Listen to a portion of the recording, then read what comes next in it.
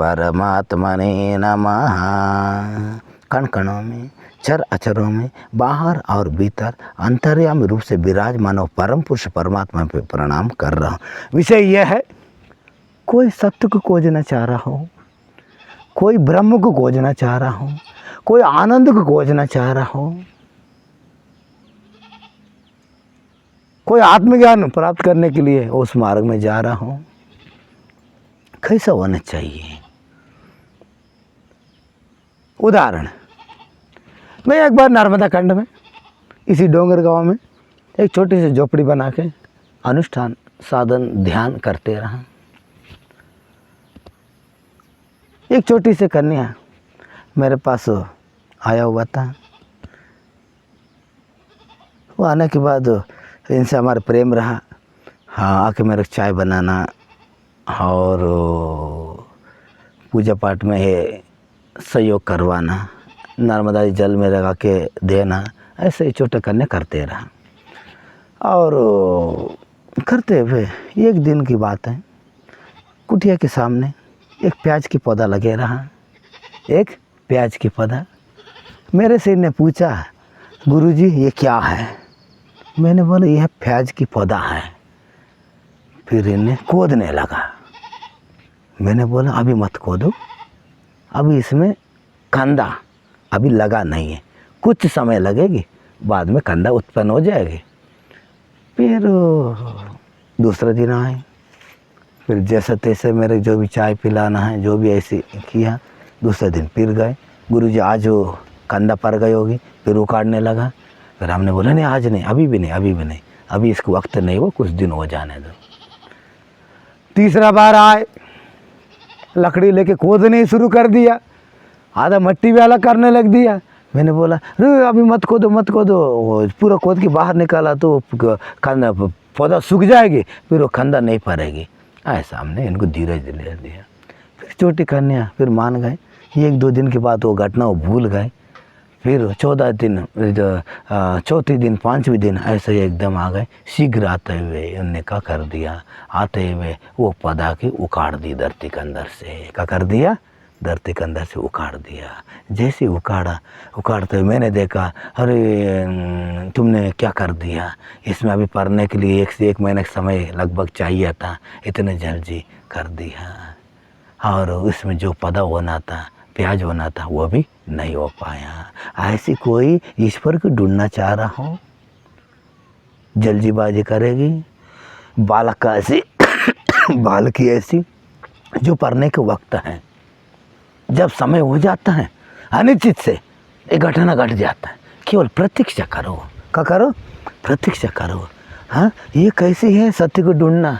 जैसे प्याज की होता है, प्याज की छिलका निकालते जाओ, निकालते जाओ, एक पर्दा होगी, दूसरा पर्दा होगी, तीसरा पर्दा होगी, निकालते जाओ, निकालते जाओ, निकालते जाओ, निकालते जाओ, आखिरी में प्याज के अंदर कोई शेष डंडा तक नहीं बचते। प्याज की पर्दा के पर्दा निकालते रहो, निकालते रहो, निकालते रहो। ये सत्य की खोज भी ऐसी है।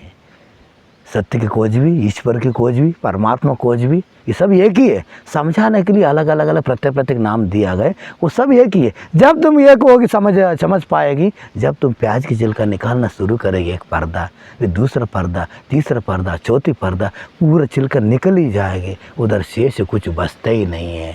शेष डंडा समेत नहीं बचते। बचने के बाद तुम ज्ञात होगी, मैंने समझा उसके अंदर ऐसा होगी, मैंने इस पर ढूंढने समझा कुछ है।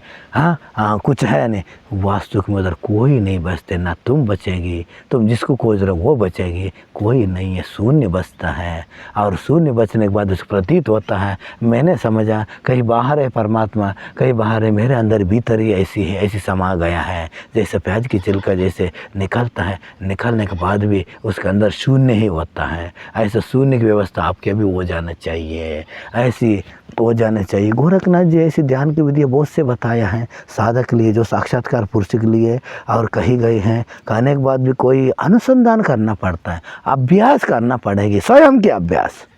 दूसरे के अभ्यास से तुम कोई लेने देना नहीं।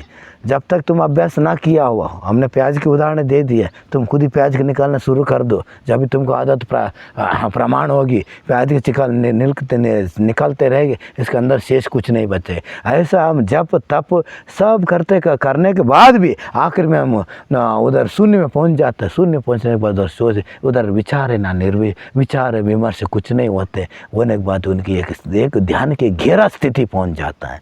ध्यान की एक गहरा स्थिति है, वो उस स्थिति पहुंचने के बाद उसी तुम समाधि कहो। फिर वो साक्षात्कार के लिए, वो मार्ग के लिए वो सहयोगकारी होता है।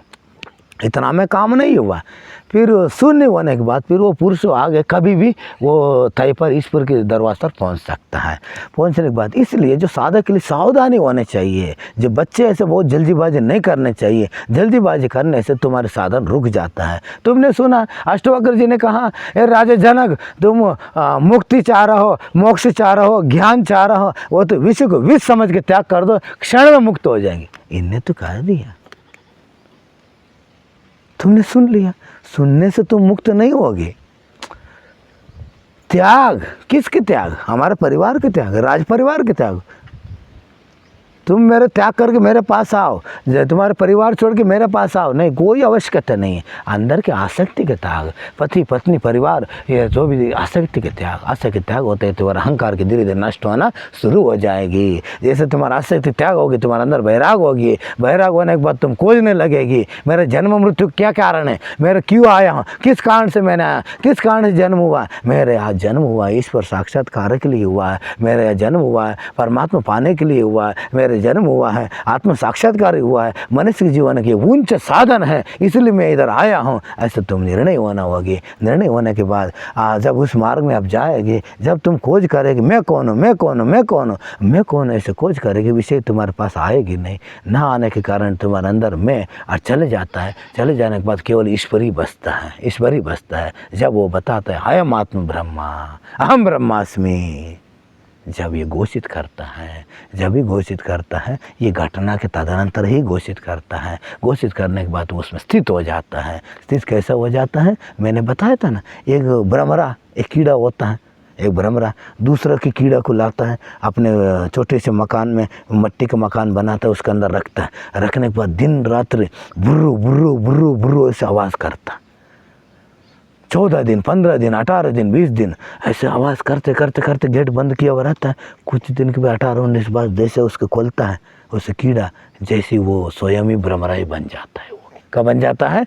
भ्रमरे। साधक भी ऐसी बोध हो जाता है, अयम आत्म ब्रह्म अहम ब्रह्मास्मि। ऐसे बोध होने के बाद वो धीरे धीरे रटते रहता है, मैं ही ब्रह्म, मैं ही ब्रह्म, मैं ही ब्रह्म, आत्म मैं ही आत्म स्वरूप हो, ऐसा निर्णय करता है। वो भी ब्रह्म को साक्षात्कार कर लेता है। करने के बाद वो खुद ही ब्रह्म में लीन हो जाता है। कुछ लोग लीन हो जाता है, कुछ लोग मौन हो जाता है, कुछ लोग दूसरे को कल्याण के लिए और आगे जीवित होते हुए दूसरे को उद्धार कराता है। ओम श्री परमात्मने नमः।